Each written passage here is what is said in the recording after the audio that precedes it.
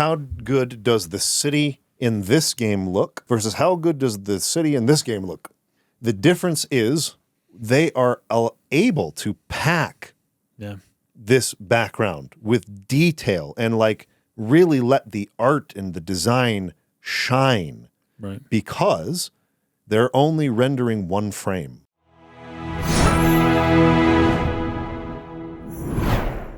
We grew up in the golden age of many things.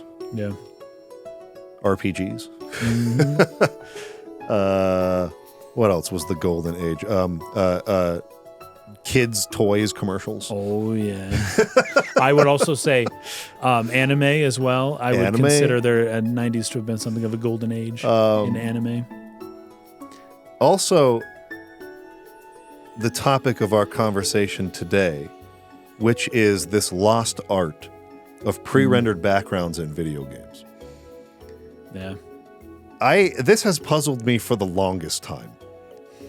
Well, it's not that puzzling when you think about it. It's the reason is obvious, but it also boggles the mind at the same time that this was something that was so common in video games during the PlayStation 1 era, where I guess you could technically say like they kind of did a similar technique in Super Nintendo games with parallax effects and things like that. Yes. But you would create a single frame environment. You would pre-render one frame. You could go in and model an environment. You just put that JPEG down, and your characters would just run around on a JPEG. Yeah. You try to mesh the two together and make it look like they're in the environment. Yeah, kind of map the terrain. Yeah. And this was extremely common design-wise for video games that we grew up with during that time. And then the next generation in particular came around where they started using the right stick to give the player control over where they look in 3D games.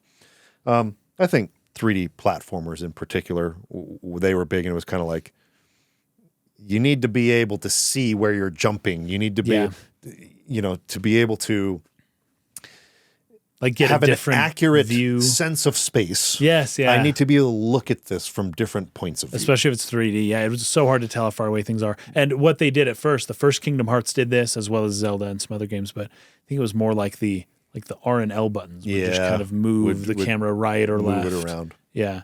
But actually, no, because Zelda, it's Z targeting. How did you move the camera? Well, in that game, you didn't. In that game, it was all Z targeting. Okay, that's right. But in the first Kingdom Hearts, it was the R buttons. And because the idea was, well, if we give you too many axes, people get confused, right? Yeah. So let's just left, right. That's all you need. And Kingdom Hearts is very hard to platform, by the way. Always misjudging stuff. Super great in that. Yeah. So anyway, but for certain other types of games where you don't need that, like absolute precision, and I need to like be able to look at this from multiple angles to make this jump, like RPGs, like sort of the point and click adventure, like many other types of games where you wouldn't need that. We just don't see pre-rendered backgrounds anymore. Yeah. And I sit back and I think that shouldn't be true. Yeah, what's that? Nobody? And I know there are some games that will use them every now and then for specific things. We're talking about large scale. The whole game is based on pre-rendered backgrounds and a fixed camera. Yeah.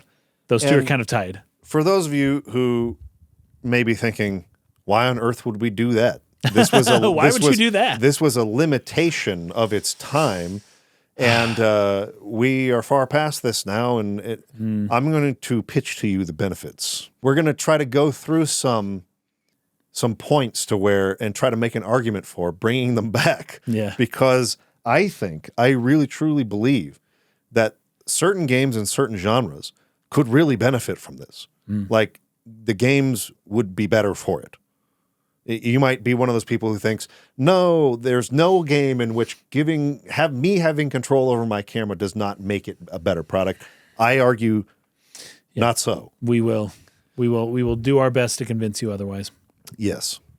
So I was just thinking about all these games. I mean, obviously all the great RPGs of the PlayStation, whether you're talking about Final Fantasy games of that time, whether you're talking about like Star Ocean 2, whether you're talking about even horror games like Resident Evil. For Whether sure. you're talking about point-and-click adventures like Grim Fandango.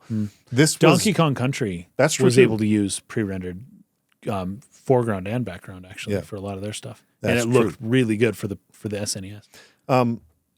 So why did developers of this time choose to do this in the first place? Well, if you look at a game, let's just grab some comparisons here, like Final Fantasy IX, and you look at, I don't know, maybe not Alexandria. What's the big city? Trino. Trino's a fun one. Or any of their big cities that you go to. They're super, super impressive, filled with detail. Yes. So much. Absolutely enormous scale that is created with those environments in the background. The sense of scale of those cities, right? And accomplishing things that were otherwise you couldn't accomplish on the PS1. You could not make things look this good on the PS1 unless you used pre-rendered backgrounds. Yeah, like compare that to any town in Xenogears. Yeah. I mean, there are certain points where they may like use like essentially a map or like what would essentially be like a matte painting for like an aerial shot of the city. But I mean, when you're actually moving through it. Yeah. The bricks of the house. Any one screen you're on, you might have, I don't know, 5 to 6 little buildings that you can kind of run around. But like the level of detail and the scale, the size that is sort of the scope that is accomplished between one way of going about it and the other is one is clearly limited by poly count. Yeah. And the other is not. Right. So when you get those shots of, the interior of these giant cities in Final Fantasy IX, and you can see way out into the distance how huge this place is. It's so cool, man. It's so cool. You never get that sense of scale in the environments of games that did not use them. You're right. Yeah, they don't really. Even nowadays, I would still argue that even amongst the very expensive games that are made today, they tend not to use this because towns tend to be really small. Yeah. Because even if it's a big town, it has like 30 houses. Because if there's more back there, the player is expecting to go there, right? Yeah. And you kind of have to make it. So you're either going to have to make an invisible wall and be like, no, you can't go there for some reason. Like I think Twilight Princess does that.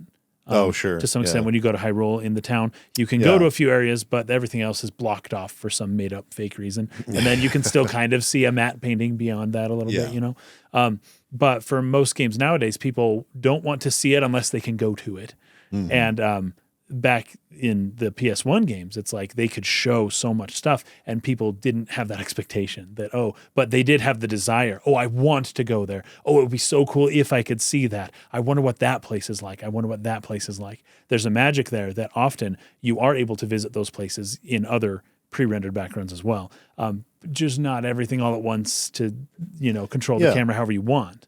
I mean, if we're just talking purely about how good does the city in this game look versus how good does the city in this game look? The difference is they are able to pack this background with detail and really let the art and the design shine, right? Because they're only rendering one frame of that. Maybe even they modeled it, right? Like I know a lot of the backgrounds in say like FF7 it's still CG, but they were just able to have way more stuff in the frame because of it. And so you can pack them with all these details and go back in and sort of touch them up and add things to them. And you can really, really just make it a super interesting environment in a way that you would be limited by the hardware and by the poly count otherwise. Right. So that's why a lot of developers went that route. Right. Because visually it just looked incredibly more impressive if you could pack the image with all that detail. Now, that being said, you might think, well, we've moved on from that. But there's always a ceiling there. Oh, absolutely. No matter how good your game looks, they hide it in other ways. A great example of that. Anytime in the classic action adventure game where you're squeezing through like a crevice from like one area to the next, there's a loading screen. There's a loading screen happening there that they're hiding from you. Right. Yeah, right. So like they're loading the next area as you're like shimmying your way through this little crevice or whatever into the next area. But they can't just seamlessly. And this has become less of an issue now that, all these consoles have solid state hard drives and stuff, and they can load stuff more quickly. Yeah, way faster. But there's still a limit. There's always a limit. There's always a poly count. There's always a something getting in the way. So while games are very detailed now and very impressive looking visually, you'll still see some games that are much more impressive than others. And most of the time, it's when they're a little bit more linear. It's when they're a little bit more guided, when the path is not so open. Great example, I played Kena Bridge of Spirits. Oh, yeah. And there's some big open areas in that. It's more like a wide linear design to it, but it's still a very linear game. And so there are certain sections where it just looks so good, but it's because they're restricting you to a small area, and they can do more. Yeah. Poly count wise, texture wise, like all these things, lighting wise, in that sort of smaller contained space than if you have these giant sort of open world spaces. And you can continue to go further with that. You can always keep going further. Yeah. If you were to just use a single frame background. We have a little bit of background in visual effects. Yeah. We did a video many, many years ago called Star Kart. You can look it up, Star Kart, Dark Pixel. Mario Kart plus Star Kart. Yeah. Star Wars plus Mario Kart. Mario Kart crossover kind of video that we did. Yeah. Where we got very, very serious about the level of CGI that we were doing there. Yeah. Animation, but also just like the render quality. It was an extremely intensive project where we were rendering some frames. I remember were like up to like long time, 90 hours. Yeah. It was like a more than 2 or 3 days for just rendering. Like well, not for one frame, but for one shot, I should say. Yeah, sure, yeah. So like maybe it's a 3 or 4, maybe even a 6-second shot. Yeah. So what? 100 or 150 frames, and it would take 3 days to render that shot, right? Yeah. So we were like, for what our machines could do at the time and stuff, it was like we were really, really going all in on trying to do something super impressive. Yeah. In terms of the CGI and the realism of it and all that. But guess what? The best looking shots of that video are. They had matte paintings. Exactly, man. They were the fixed, matte painting 2D image out there. We, got it to look nice. Landon did those. Yeah. Landon was very good at that. Yeah. But those are the best looking shots in the whole thing, and it's not the 3-day renders that we did. Right. So, but what we found is we were sort of experimenting with our render settings and trying to find like what is sort of the sweet spot in terms of we can render it fast enough to actually like make this video sometime in this century and what looks really, really good and convincing. Right. Where is that sweet spot? And you have to make compromises. You have to say, well, let's do without ambient occlusion on that shot. Yeah. And let's try to fake it instead. Let's burn the shadows into the model for that shot rather than like rendering the shadows on that one. Right. Let's, compromise in this or this or this way. Tons of things. It's that ambient occlusion, but there's a global illumination or ray tracing or the number of samples that you're doing per frame, sometimes with motion blur going from one thing to the other. And it's like, well, what can I get away with? What's the lowest number I can get away with? And it still looks real. Yeah. I have to do that. I can't actually do the realistic one. I have to pull that down and just do something that's passable so that it will render in 3 days and not 3 months. Yes. Yeah. So we're making those compromises on a short video, right? Where we can allow the computer to sit and render overnight, frame by frame. It's like a 3-minute video. Now take this up to the next step. It has to render at 60 frames per second in full time. Or in real time. Like right away. In real time. In real time, yeah. It has to be able to 60 frames per second Yeah. push out those images and it's render crazy. all that geometry and those shadows and that Well, lighting and that ambient occlusion and that ray tracing and all that stuff. Here's an example. So in 1995, I think it was, when Pixar made Toy Story, they spent 24 hours per frame. That was like their cutoff. They said if it takes longer than 24 hours for one frame, you have to now start making compromises. This was a long time ago. This was 95, right? Now, how long does it take Pixar to render a frame? 24 hours. Yes. The time didn't change because now they're adding more things. They're doing Yes. more stuff. And they could always do more Have you stuff. recently looked at the dog from Toy Story versus like animals that they do now? I haven't, but Toy Story 2 has the dog. That was 99. And then the animals now just look so good. They look so The real now. original Toy Story is pretty janky in Yeah. terms of like the quality of its models and textures Yes, and, absolutely. fur simulations, Sometimes the textures were a little low. Yeah. liquid simulations, and yeah. all kinds of things. Yeah. So, but yes, the but point the amount of is- time they spend rendering hasn't changed. No, you still have to have a cutoff, no matter how good the Yes. technology is now. And if all of a sudden, I can render it in 12 hours now. Okay, well, why don't you try upping your samples? Why don't we add some refraction Yes. with the glass instead of just a simple reflection that we then drop the opacity on a little bit? Like, why don't we? Like, they're all the workarounds we used to do. Why don't you Yes. start adding more things? What about different ray tracing? What about this and that? And then shadows and let's stop baking the shadows. And then you're only at 12 hours. We got a whole 12 extra hours now. So they push it up to 24 hours every time now because that's what they've budgeted for. And trust me, it doesn't take that long before you're like, okay, we're at 24 hours now. No more, no more. Okay, fine. Pull back what you were doing. Get it at that 24. Make sure you hit it. But the render time has not changed in 30 years, even though technology's changed. Right. Things just look so much better now. But you're saying that now what has to be done 60 times in 1 second is what modern films are taking 24 hours to do. For one and frame. that's why, for one frame. And that's why they look so much better. That's- and that's a 24 yes, frame. yes. That's even lower frame Yes, rate. exactly. So it's actually almost like double that. This is why video game CGI, real time, Yeah. while you're playing the game, is never going to look like the movie. best Yeah. that they're doing in animation and cinema. It'll look like movies This 15 is the years reason. ago. This is the reason, because there is a ceiling to how fast you can render all that complicated stuff Yeah. in 60 times in 1 second.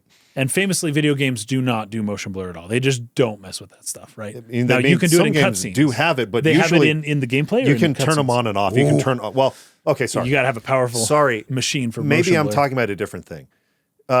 Sometimes they have motion blur effect on the camera, like when you're moving the camera around. Okay. and stuff like that. Oh, I see. That's And probably you can fake. turn They probably that, faked it. but it's probably not true motion blur, Yeah. like you're saying. There's workarounds. There's cheating. There's Remember like Real Smart ways to Motion try to Blur or Twixtor? Or, no. I've seen this all the time, actually.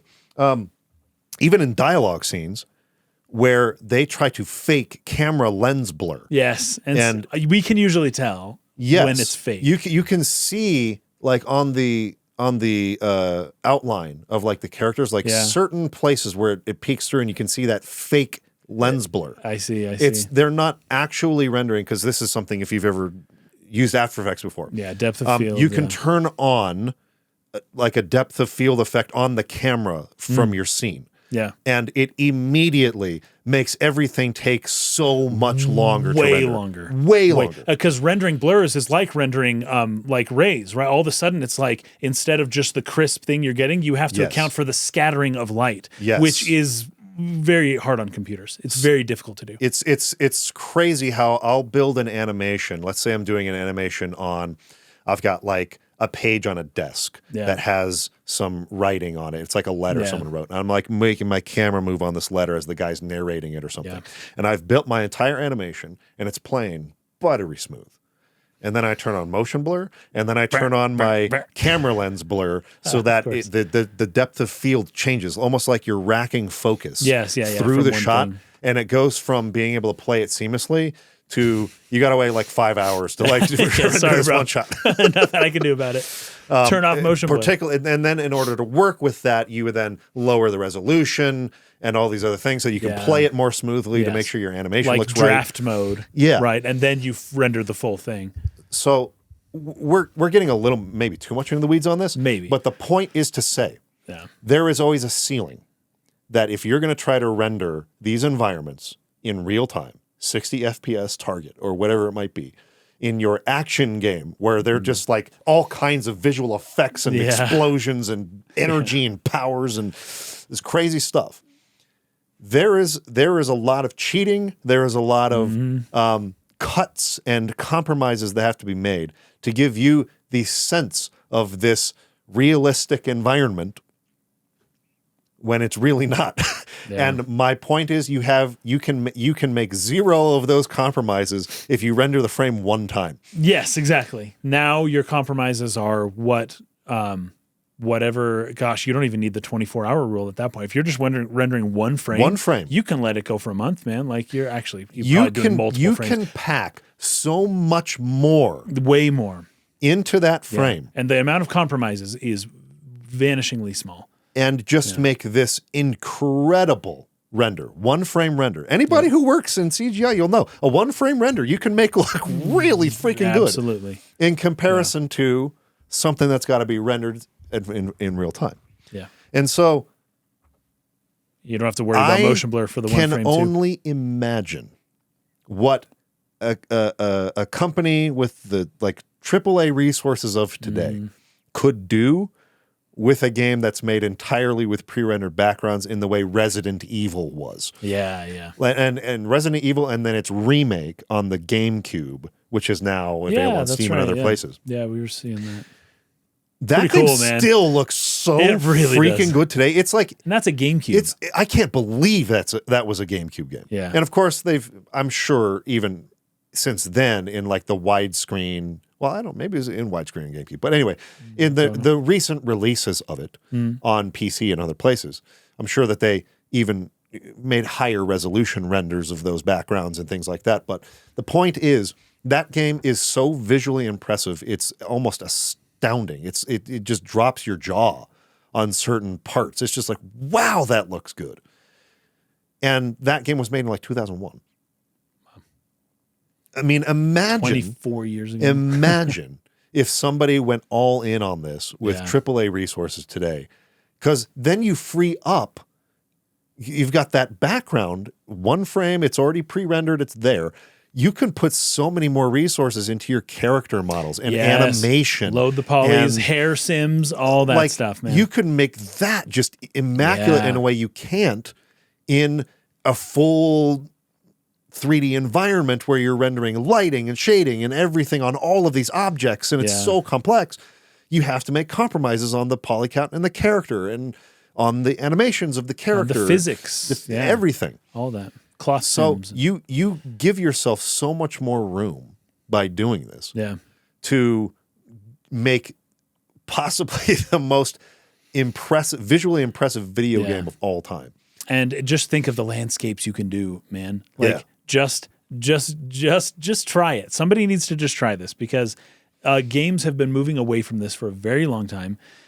It would look so good. The only compromise is a fixed camera, right? And it doesn't even need to be totally, it can still pan and tilt and stuff. It just can't move forward or track in or the scene. or pan or whatever track. else. Track, but there's other words. Dolly. I forget all my film terms. But yeah, you just can't move in Z space but you can pivot and turn around, do whatever you want there. Is that compromise just too much? It seems to be that's too much. That a free camera is the most sacred idea in all of video games. I don't agree either. The director, this helps the director by doing pre-rendered backgrounds. And we were talking about this before. The director's job is to direct your attention. And a fixed camera that has a specific view allows the artistry of the scene to shine above just, we don't know where they're going to go, so let's just try to make everything pretty good, instead of making one thing and one perspective from this exact angle look immaculate and perfect and really good. Yeah. I like movies. Movies have a fixed spot. I'm just sitting down watching. I can't control what happens in a movie. I think people are okay with just being in a place and not having control over the camera while action is still happening. Even in a game, you still have agency, you still have choice. You can still go around and do things. There's a lot that can be accomplished here, but you're allowing the artistry of the medium at the same time to shine. And also, we're not saying every game has to do this. No. But By no means. That's all I'm saying. Game do this? Why are there zero? Why are there zero games? I know nobody doing does this. You want to know another thing? I am an unashamed fan of Nancy Drew games. So the most recent Nancy Drew game abandoned the fixed camera angle. Oh, come on. So that's very frustrating, and it looks a lot worse because of it. In some ways, there's a smooth movement to it, but the direction of attention, all that stuff. Like even Nancy Drew is abandoning the fixed camera angles, man. Sucks, man. And they went with Unity, and they had all sorts of development problems, and the game is like not that good. But they've dropped it. And games like Myst or something like that, you were able on the PC a long time ago to get some really cool looking images out of, well, because they were essentially just single images, right? This was, I think it was first person perspective, Yes, right? Like games like that, but today. Yes. Like, made that's it. in Just hear me out. Hear me out. That vein, but with all of our modern tech and techniques. Yes, and put $100 million. Every game costs $100 million nowadays, I guess. Put $100 million into that. Imagine and let's see what we can do. How now. cool that would look. Yeah. Now, we got Mike here in the Discord posting, which is very common now. You can choose between, in many games, your cinematic or performance mode. Okay, yeah. In performance mode, it's 60 FPS, but then the image quality is decreased. Yeah. In cinematic mode, it's higher fidelity, higher image quality, like 24, but like maybe 30 frames per second is generally the target for that. Now go even further, 1 frame. And you only have to render it one time. One time. Like, you can go way further even than that. Now, so that's benefit number one to bringing back pre-rendered backgrounds. Right. But there's more benefit than that. And I know that a lot of players, they want to be able to use their camera to look where they want to look. Yeah. But there is something that is really beneficial to the storyteller for letting them have control of what they want you to look at. A lot of times I find it funny, like sometimes to watch my brother play games, particularly like growing up and stuff. In a game maybe like The Elder Scrolls, where you could be in a conversation with somebody and they're talking about really important stuff, but you have the freedom to like keep moving around the scene while they talk. And so like he's like going upstairs and like doing all this over here while the person's like explaining like all of this important story and stuff like that. In some ways it's cool to be able to do that. Okay. Yeah, right. But you can choose where to look. Maybe like Half-Life is a good example of this, where like you can look over here what this guy's talking about and pay attention to the story, or you could not. And just like run around and do whatever you want. Gosh, I can just imagine the director of the game just pulling his hair out, watching somebody play his game like that. Like, please, I want you to look here. What are you doing? Right. Yeah. That is a director's job. Yeah. First and foremost. Direct. That's the word. That's literally the word. You are directing the attention of your audience on what you want them to see. Yeah. In a movie, that is called shot selection. Right? When this character says this line, I want you to look at what his hand is doing in his pocket. That character didn't see it, but I showed it to you because I want you to know you got a close up what's going on here.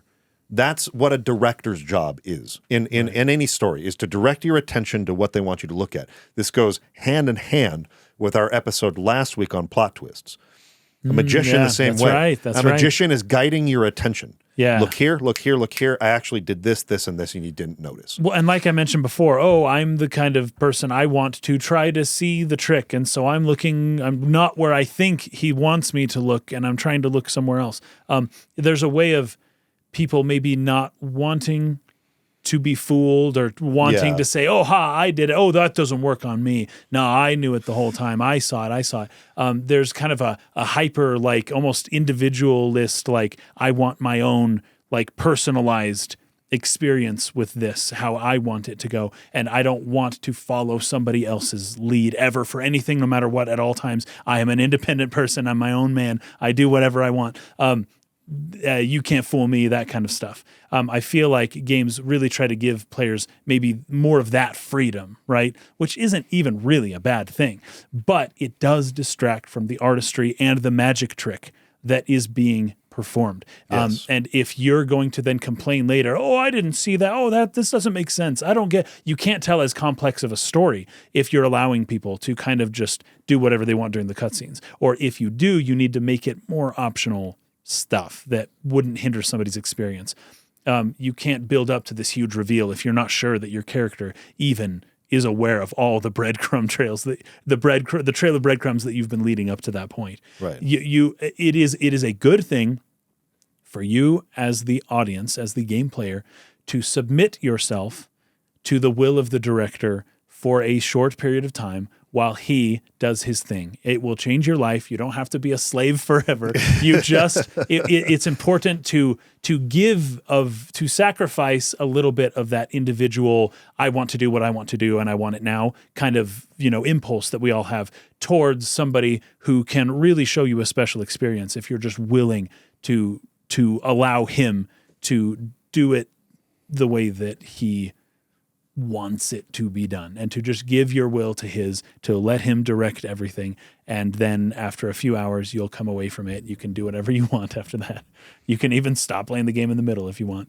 You still have freedom. But I think sometimes when we give ourselves to something, and the suspension of disbelief, when we really allow ourselves to be tricked. We want to be fooled by this magician who's doing the trick. If we will just buy into it for a little while, then we can have an amazing experience and then come back afterwards and analyze it later, right? Sometimes it's better to just get lost in the art. I've experienced this many times, and it's a very valuable, precious experience that people deprive themselves of when they just want to jump on top of a fridge and see if they can fit, or if they can crawl while this important scene is playing out, but I can move wherever I want to, and I'm just going to go screw around and start pushing, see if I can kill the person who's talking, see if I can knock over the chairs, and see what the physics are like in the game. I feel like that's important and valuable. We have enough games where you can do that it would be very nice to have some games that can deliver more on the meaning aspect of all of this, right? This is what the director wants you to feel. And if you can feel it and have that connection, not just with him, but with everybody else who also saw the exact same thing from the exact same perspective, then there's just a magic that can be binding and unifying amongst people who are all kind of participating in the same art together. It's a cool thing. And I feel like we're just missing it a lot nowadays. People aren't watching the same things as each other anymore as much. And people we're losing some of the connectivity that we used to have. It used to be that everybody would watch, I don't know, Who Wants to Be a Millionaire or something like that. Whatever the shows were, they're even dumb shows. And I'm not even saying that we all have to do that. I'm just saying it would be nice if there were some things that created commonality amongst us. And sometimes that does mean giving up a little bit of your autonomy to something else for a greater purpose. And sometimes art can reveal that purpose to us. That's all I'm really saying. And in particular, art, video games, immersive art, where you are directed towards something, but you can't really see it yet because it's veiled, right? And then you experience the art in the way that the artist kind of wants to show it to you. And then when the unveiling happens and you're able to kind of step into the mysterious beyond, it just becomes a more magical experience when you can do something that way that is also similar to the way other people have done it. Yeah.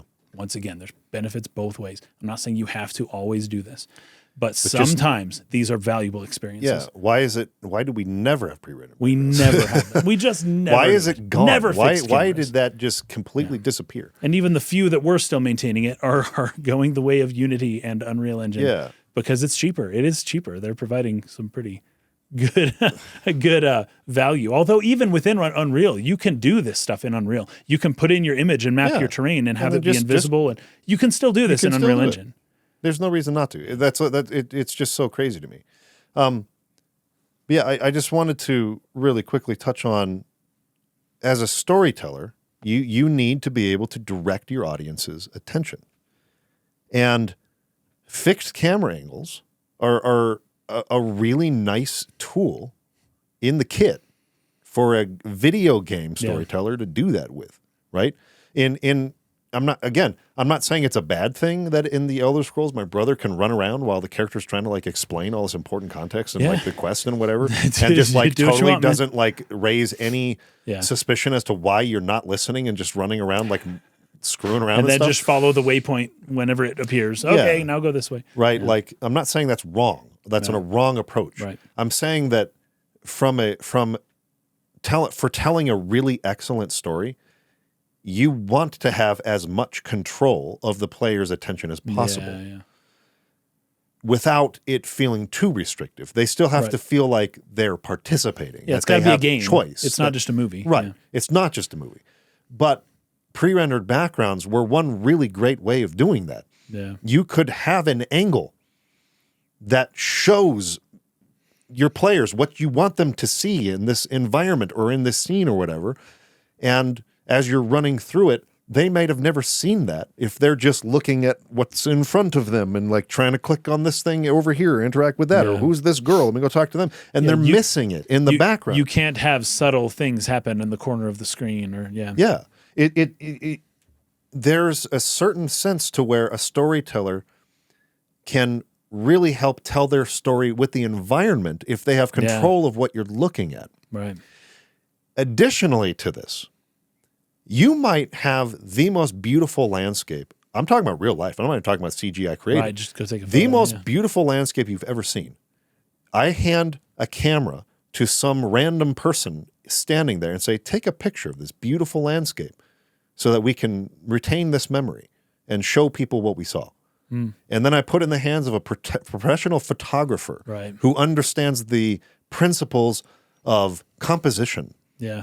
And say, you take a photo of this and show, and so we can take this and show people how wonderful this place was. Who is going to give the better impression of that experience? Right.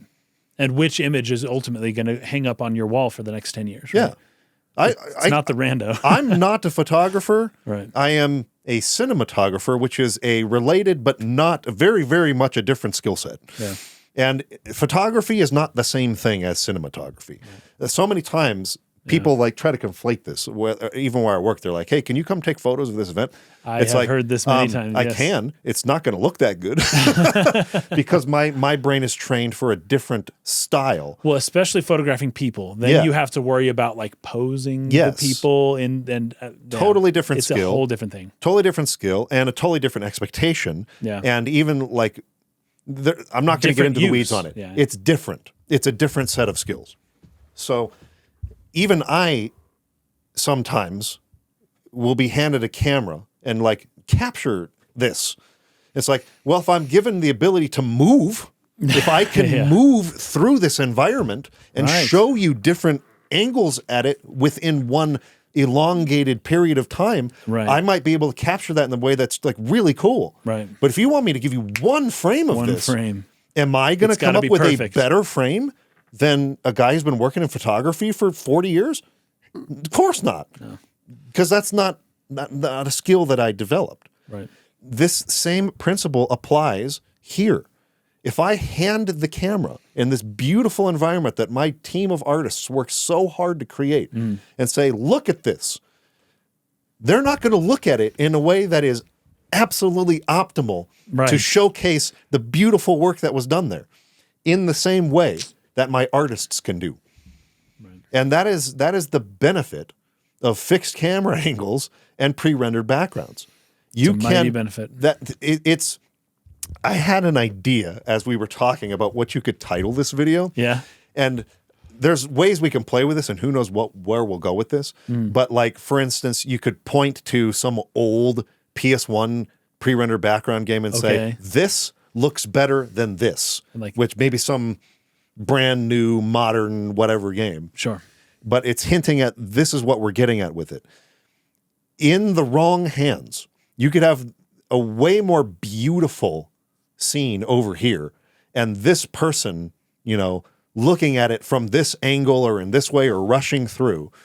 And it just does not do justice to it at all. Yeah. And over here, you have a curated composition by the person who made it, who is an artist.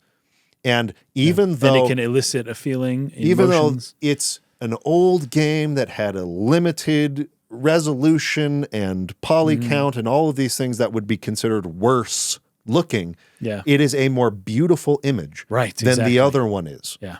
Because there is an art to choosing the frame and choosing what you look at and how you look at it and at what focal length you look at it and whether or not you blur this or that part of it or whatever. You know, everything is seen from the exact same angle nowadays. If you've got a third person or even first person, everything is kind of that maybe eye level, maybe a little bit above it every time you look around, but you're tied to that character kind of. You can't really get the camera super far away from your character, right? Yeah. You can't, like zoom in. A lot of the way that games typically, go now, it's just you've got like one angle. And it's one camera just kind of following you at this specific, at a predetermined height always, most of the time as well. And you would have to be very deliberate to like stop and like maybe change the angle just to like capture a beautiful image. But that feels kind of pointless to do in a game, like in a game, I'm trying to think of what game, like The Witcher or something like that. Sure. Where it's like, you can do it, sure, and it's beautiful. That's a beautiful game, by the way.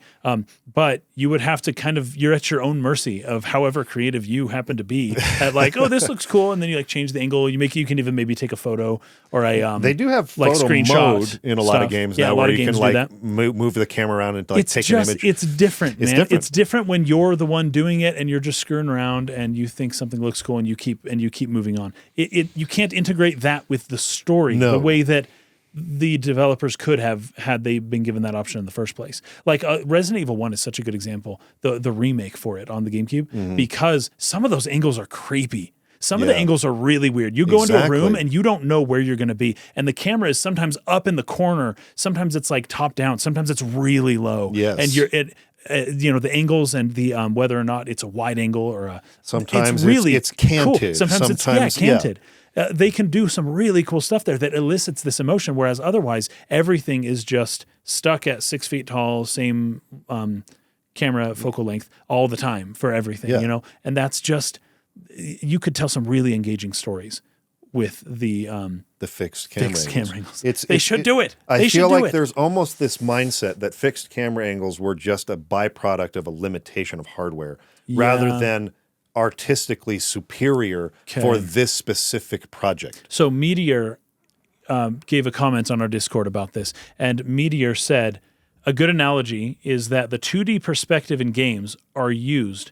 They are just as much a result of technical limitations as fixed camera angles and pre-rendered backgrounds, yet nobody acts like the 2D angle is inherently outdated, right? Sure. So you'll still get a lot of 2D games still today. Oh, yeah. Even though that was born out of the exact same limitations as the fixed camera angle. Yeah. But as we've moved or whatever, there's kind of like a happy medium between the two, which is the fixed camera angle, right? Yet somehow people are either going to go full 2D, just totally 2D game, or complete immersion, controllable camera, free cam. But there's a medium between those two things, and it is the fixed camera that changes throughout the game, and it's exactly what we've been talking about with pre-rendered backgrounds. It's a nice medium, but nobody does it. Everyone either goes one side or the other. The complete retro 2D, no control over camera, or all the way over here. But you got to think that there's a nice happy medium. Yeah, and nobody's exploring it. Yeah. And it boggles my mind. Like, how could all these people who grew up loving games during the age that we did, who are making games now, how can none of them sit down and say, why don't we just make a game that's pre-rendered with fixed camera angles? Now, in today's time, we could make that look sweet. Yeah, especially... I can't imagine how you could even do it on a lower budget and get some really good looking stuff out of it. Seriously, it could probably be a cheaper way of going about making a game and having it look freaking amazing. It would look good, but would the young people buy it? That's the part where I just think that's so insane as a thought for anyone who would doubt that you could. Yeah. Like no. It's because they did 20 years ago. Yeah, and they thought it was dope. And they will now too. Yeah. Like there's no reason why that is somehow just this inherent like I'm turned off by this aspect of it. It's like, why do people still play chess? Why do people... That's good. Like, I like that. It's not... Why is pixel art still so popular? It's not outdated. Yeah. It's actually the same It's just argument an angle. that people make about like turn-based combat, as if this is an outdated mechanic. And it's like, dude, people have been playing chess for like thousands of years. It's not outdated. Right. Certain things are just fun. It's just how can you repackage that, Right. or iterate on it or whatever. But it's not inherently boring, and we just didn't know better until we invented some other thing. That's crazy. Sometimes that's how it feels that people think. That's how it feels like people think about pre-rendered backgrounds. Yeah. Like it's just this inherently inferior way of going about it that was the only reason it existed was because of limitations. But now we have something better. It is 100% in every case superior, and there's no reason to go back. It's like, no, dude. There's all kinds of things you miss out on, or other advantages that you could get from this that you don't have with this. And it's like nobody values that and uses it in modern game design. And it's so bizarre to me that that's true. Like, here's another good example. There are like channels on YouTube you can go to where they'll take certain modern games, whatever the latest game that's come out, the newest, shiniest, polished AAA game, and they'll essentially just show you the game with like a tilt shift effect from like a high angle or whatever to make it look like a diorama. Yeah. And it is amazing to me, whether it's God of War or like whatever, how the whole thing changes in its feel simply by changing this one element. It's the same game otherwise. Camera work is important. It's incredibly important. And it just tonally is so interesting and different. Again, that's not going to be the best approach for every title. Sometimes you're going to want that camera to be over the shoulder. Sometimes you're going to want that first person view. Sometimes you need that free camera for other reasons. It just gives you more benefits for the type of game that you're making in this instance. Yeah. But it is amazing how when you watch those videos, how cool and stylish and different and the whole game can feel simply by a perspective change like that. Yeah. And what I'm saying is, there is room in this world for both things. We don't have to just discard this now. Yeah. And we could be doing some exceptionally cool stuff with modern technology, but with this technique. From not only how graphically impressive it could be, but from how you can engage your people on the level of the story and the tone and just the atmosphere of the thing that you're making in a way that with free roaming camera, you can't. It's just not the same. And so what I'm saying is, I don't make video games, but a lot of people who watch us make video games. And I'm asking you to consider this as a personal favor.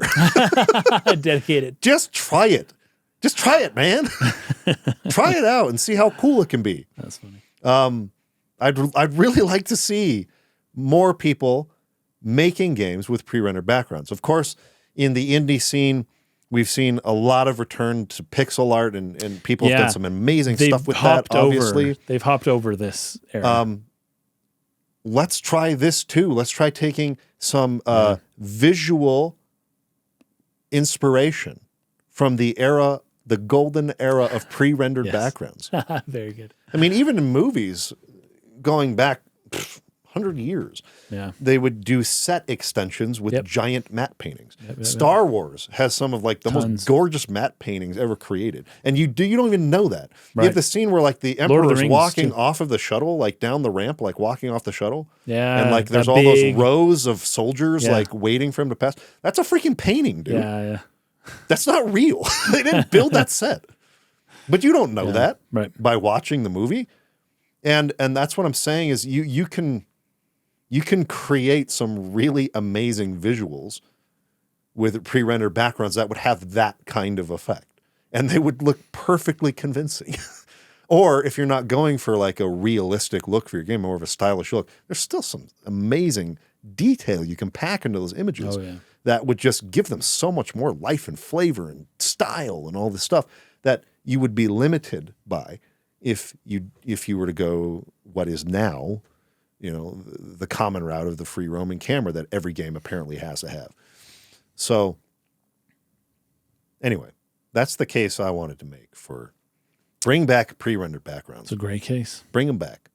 Somebody bring them back, man. Somebody do it.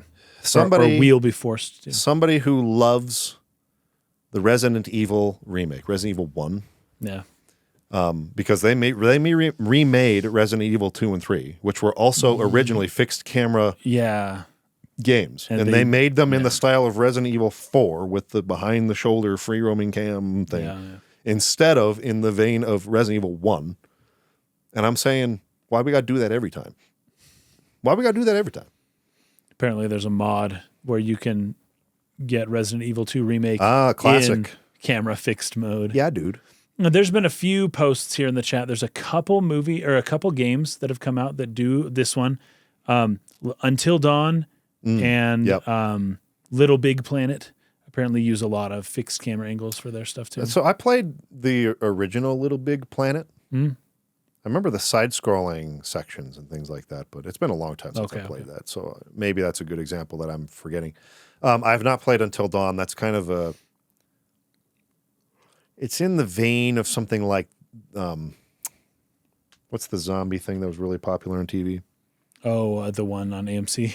Yeah. Walking Dead. The Walking Dead. Yeah. They had the Walking Dead game. Yeah, I remember. It's kind of made in that... It's that type of point-and-click adventure. So maybe, okay, yeah. And, a lot of dialogue and making choices. Until Dawn's kind of that sort of thing. Maybe also in a similar vein to something like Heavy Rain or something like that.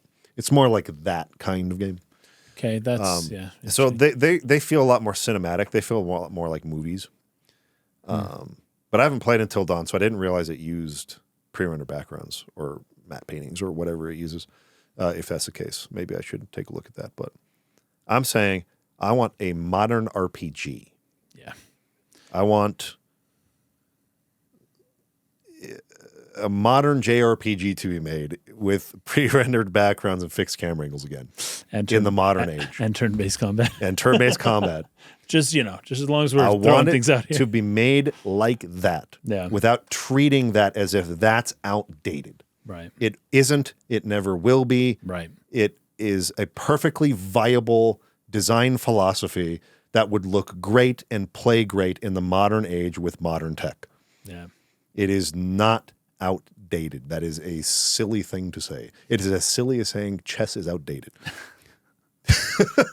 There's still people playing chess today. The game is still absolutely engrossing and incredibly high levels of competition and still lots to explore in terms of like pushing that game forward into the future, even though you're still within the same board and the same pieces and everything else.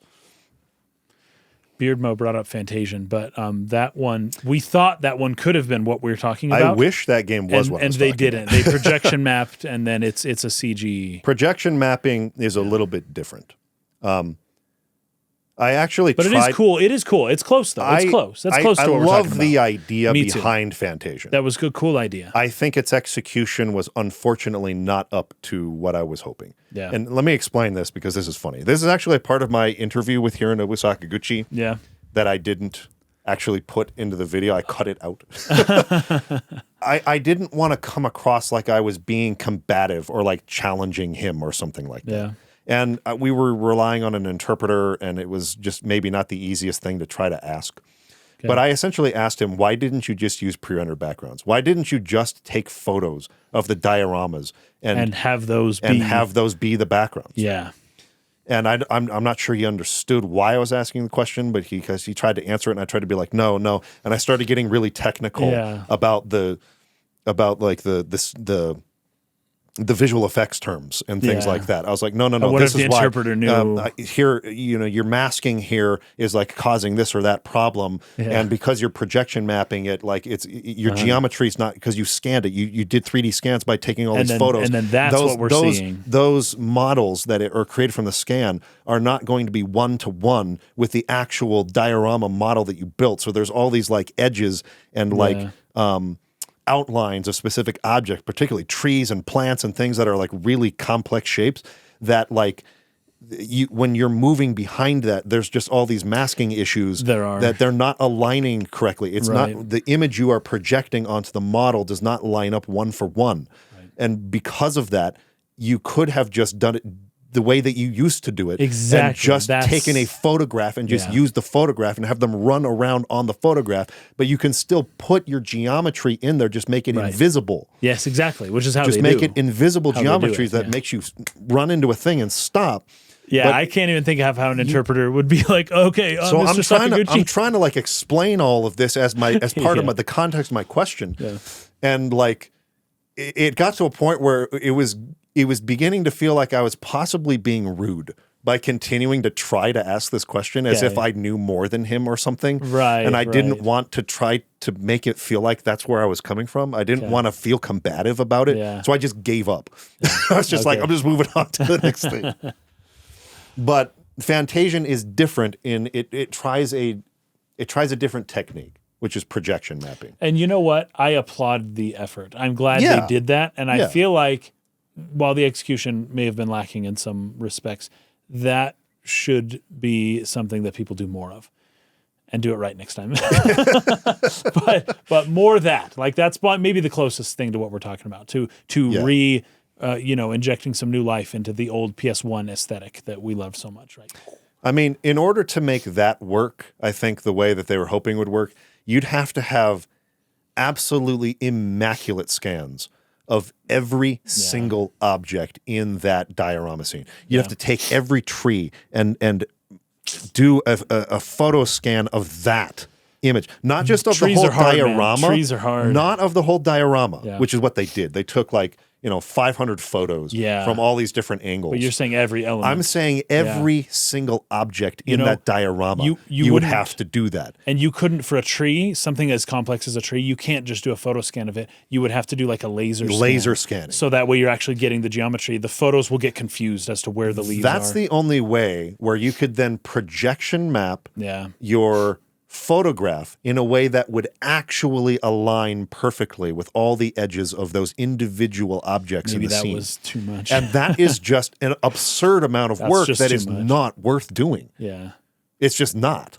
And it's not feasible. Particularly on the budgets that Mistwalker works so with. Just take the one photo and then have people mask just take the photo, mask it by hand. Which isn't, it's one photo. It's not like a movie. Exactly. One frame isn't that bad for masking. You can mask one frame the way that you need to. And it would have looked better, in my opinion, to do it that way. And that was kind of what I was trying to ask him about, like, why did you choose this over this? And anyway, so there are many benefits. Yeah. Please consider them when you make your games. Please consider them. And try it. Just do a test. Any of you who are game developers out there working at a studio, walk in and say, like, let's do some R&D. Let's do a test here. Let's do some pre-rendered backgrounds and see how cool we can make this look if our game were done in this way. And see if you get fired. See if it goes somewhere. See if it goes somewhere, man. Yeah. Because I want to see it. Okay. I think that's all for this episode. If you guys enjoyed it, tune in for Metal Gear Solid 2 on Wednesday. Peace out.